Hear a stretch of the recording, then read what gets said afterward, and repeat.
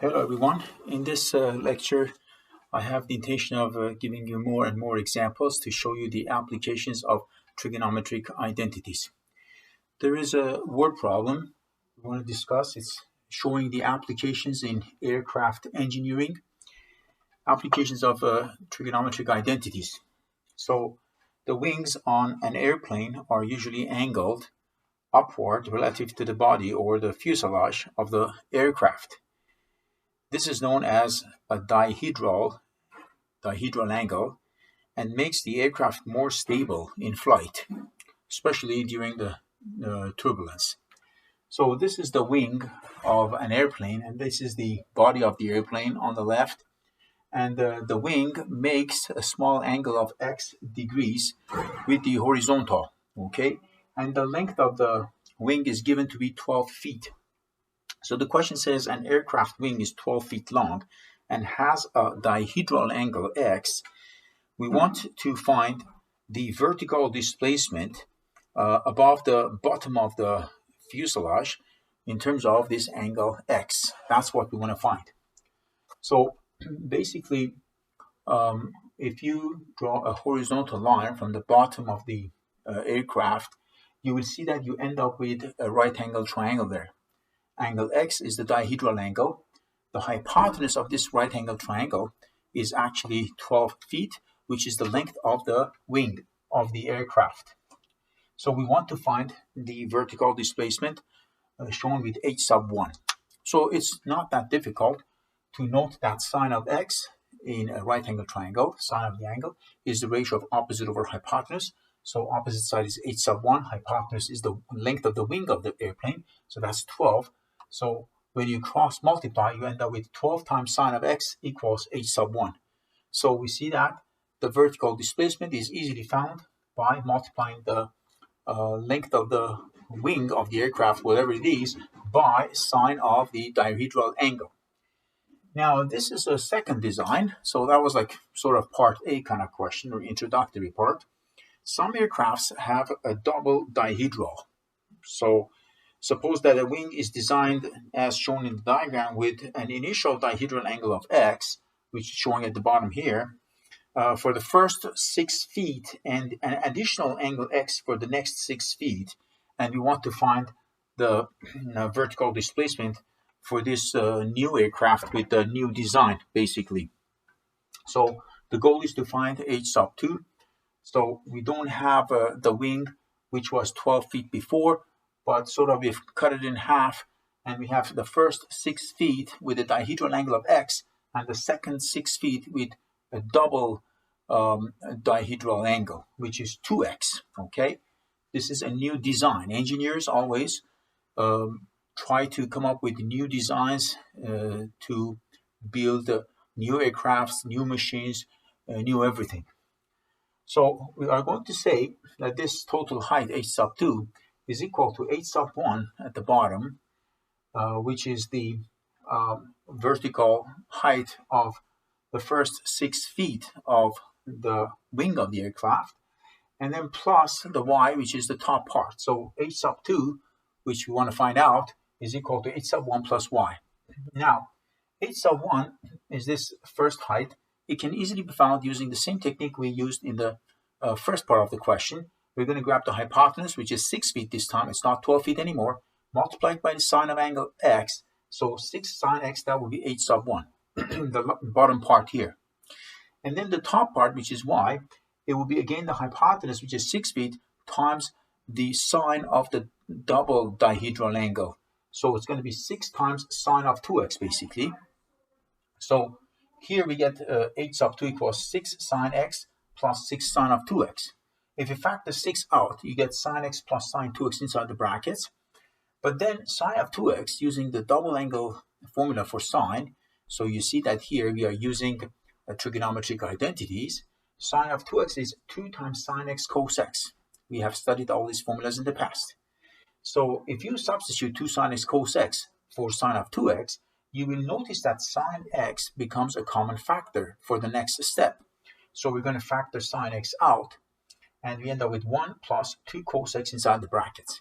Therefore, h sub 2 the vertical displacement for this new design of the aircraft is going to be 6 times sine x times 1 plus 2 cos x. So if you have this dihedral angle, let's say it's like 9 degrees or 10 degrees, whatever it is, then you can plug it in this formula and you can easily calculate the vertical displacement, which shows the height of the tip of the wing from the bottom of the fuselage of the aircraft. So this is just an application question. We were supposed to find the vertical displacement of the tip of the wing, and we did so. And in the process, I used the double angle identity for sine. Next, we have a couple of trigonometric identities to prove. So we have cosecant of x minus cotangent of x all squared equals 1 minus 2 cos x over 1 plus cos x. So what we're going to do here, I'm going to start with the left side, okay? So I'm going to rewrite the left side, ls equals cosecant of x minus cotangent of x all squared equals. So I'm rewriting the left side first, and now I'm going to square the left side. This is just like expanding a binomial, like a minus b all squared, which is a squared plus b squared minus 2ab. So we get cosecant squared of x plus cotangent squared of x minus 2 cosecant of x times cotangent of x. We're just expanding, nothing out of ordinary. And then we see that all these trig ratios are cosecant, cotangent, those kind of ratios, but the right-hand side, that's our destiny, that's where we want to go. There is no cosecant, there is no cotangent. Therefore, logically we say, okay, is there any way we can get rid of these trig ratios and perhaps express everything in terms of sine and cosine?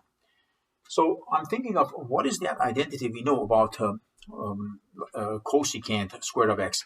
Any identity that I can recall that relates cotangent with cosecant, and sure enough, Pythagorean identities is the answer. So we know that cosecant squared of x is 1 plus cotangent squared of x. So I'm going to write 1 plus cotangent squared of x plus another cotangent squared minus 2 times 1 over sine x, because that is cosecant, and then cosine of x over sine x, which is the definition of cotangent, right? So I'm using multiple identities at this step in this line. And then cotangent squared plus cotangent squared will be like 2 cotangent squared, okay? So 1 plus 2 cotangent squared of x minus 2 cos x over sine squared of x, because sine times sine would be sine squared. Now I see I generated a cosine, I generated a sine, but still I have a cotangent, so I have to get rid of this. Therefore, I suggest that we substitute cosine of x over sine x instead of cotangent of x. And perhaps I could have even done it at this. Okay, I just want to do it in this step, but I'm going to do it in the next step. So 2 cosine squared of x over sine squared of x minus 2 cos x over sine squared of x. Okay. So now we see that the common denominator is going to be sine squared of x itself. So it's going to be 1 plus 2 cos squared of x minus 2 cos x all over sine squared of x. This is what we end up with.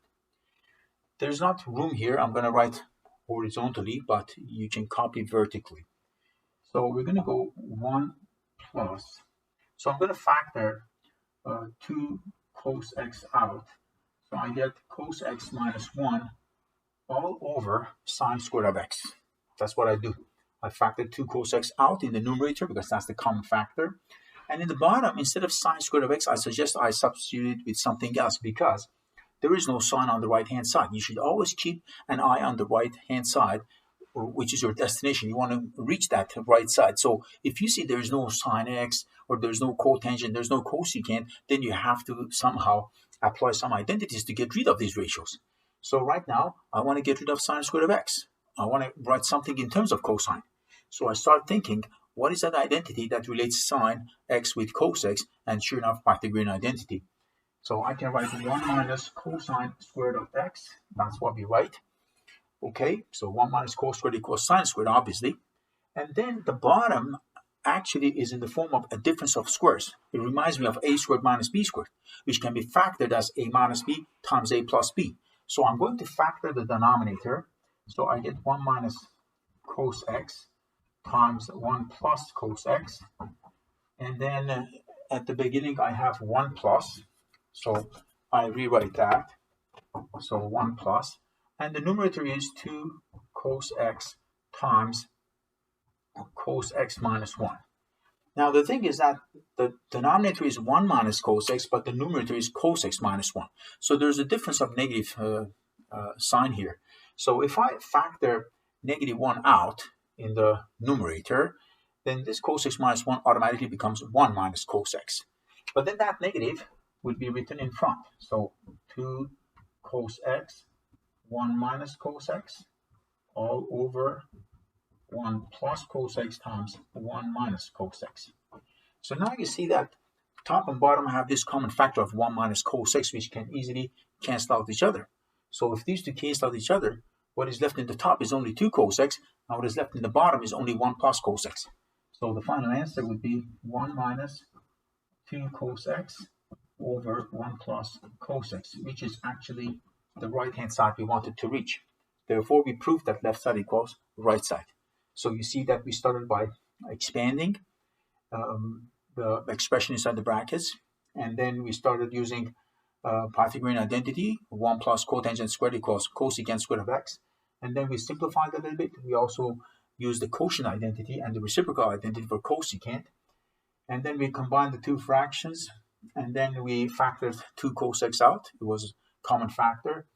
And then we factored the denominator, and then we found the common factor in the top and bottom, 1 minus cos x, so that we cancel them out. And finally, we reached our destination. So you see that a lot of algebraic and trigonometric manipulation and a lot of use of previously studied trig identities is used here in this proof of the trig identity. Next one, again, we have a huge fraction equals tangent of theta. Obviously, nobody's going to start with the right-hand side. If you start with right-hand side, what are you going to do? There's nothing there to do. So we're going to select the left side, and maybe we can do some manipulation on the left side and reach the right side. I rewrite the left-hand side, 1 minus cos of 2 theta, that's double angle, plus sine of 2 theta, over 1 plus cos 2 theta plus sine of 2 theta. That's what we have on the left side. We should simplify or show that this is equal to actually tangent of theta. In order to do this, I'm going to use double angle identities. Here for cos 2 theta, I'm going to use 1 minus 2 sine squared of theta. And instead of sine 2 theta, I'm going to write 2 sine theta cosine of theta. In the denominator, I do the same thing, 2 sine theta cos theta. And then instead of cos 2 theta in the bottom, I'm going to write 2 cos squared theta minus 1. You know that cosine of 2 theta has 3 forms. The identity has 3 forms. One is cos squared minus sine squared. The other one is 2 cos squared minus 1, I use in the bottom. And the other one is 1 minus 2 sine squared of the angle, which I use in the numerator. So depending on the case, depending on the need, depending on your discretion, you can use them as you see these formulas fit. So now simplifying 1 minus 1, they cancel out each other. I get 2 sine squared of theta plus 2 sine theta cos theta in the numerator. And in the denominator, again, 1 minus 1 cancel out. So 2 cos squared of theta plus 2 sine theta cos theta is what I get.